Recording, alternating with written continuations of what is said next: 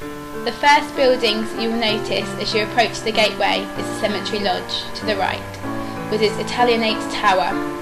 The impressively designed Italianate Prospect Tower is on the left. Restored in the mid-1990s, it perhaps served as a lookout tower to warn those officiating at a burial of the approaching funeral cortege. Also, it served as an indicator of the cemetery entrance for those passing along the London Road. In addition, it acts to aesthetically balance Paxton's overall design of the entrance gateway. As you enter through the gate, you will see immediately in front of you the terrace laid out along the sandstone wall. This effectively screens the main London Road. Set onto the lawn on the right, the supremely impressive Paxton Memorial that was erected in his memory in 1868. Continue your walk along the terrace, and as it curves westwards, you will notice directly in front of you the Nonconformist Chapel. In contrast to Anglican worship, Nonconformists preferred a more simple style with their architecture based on the classical design of the ancient Greeks. Notice the impressive northern entrance facade with its symmetrical design and the 6-metre high columns. The roof of the central aisle and the central door lintel were restored in 1977.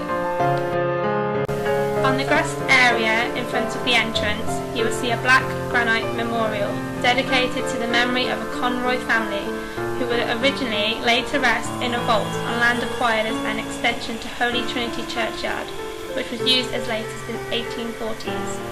However, this was already on the site of the original Coventry Cathedral, dissolved by Henry VIII.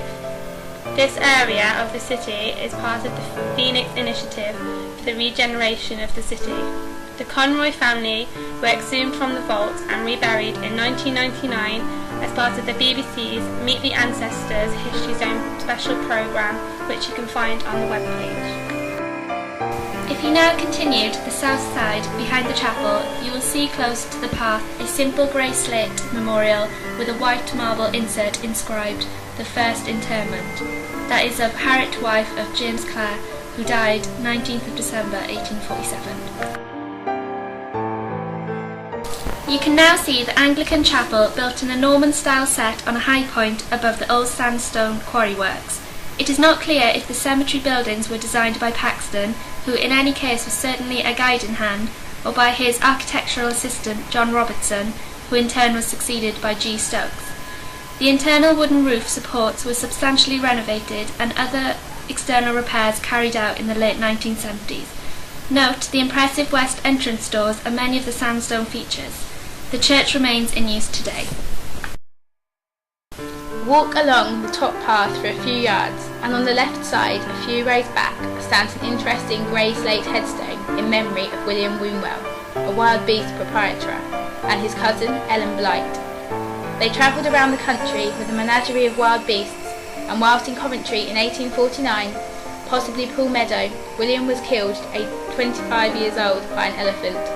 Ellen, the Lion Queen, whose act included performances with large cats, was killed aged 17 years old by a tiger at Chatham in 1850. On the grass verge on the left, at the foot of the rise topped by the church, the Starley Memorial. The finely carved memorial, a marble obelisk, bears an inscription and profile to the memory of James Starley, the designer and manufacturer of bicycles.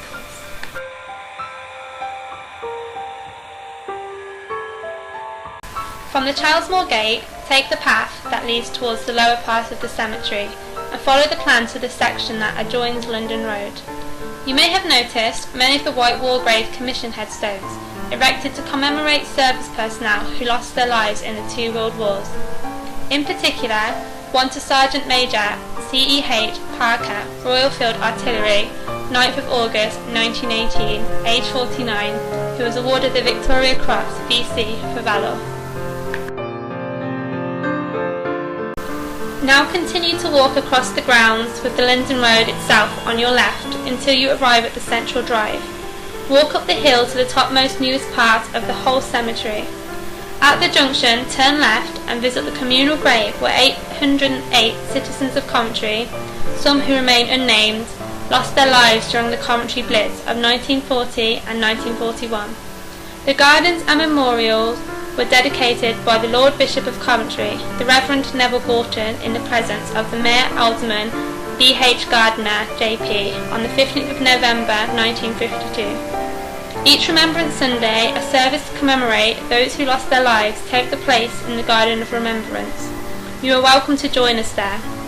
As you leave this peaceful setting, please give a thought to the 135,000 souls who are laid to rest in the cemetery grounds.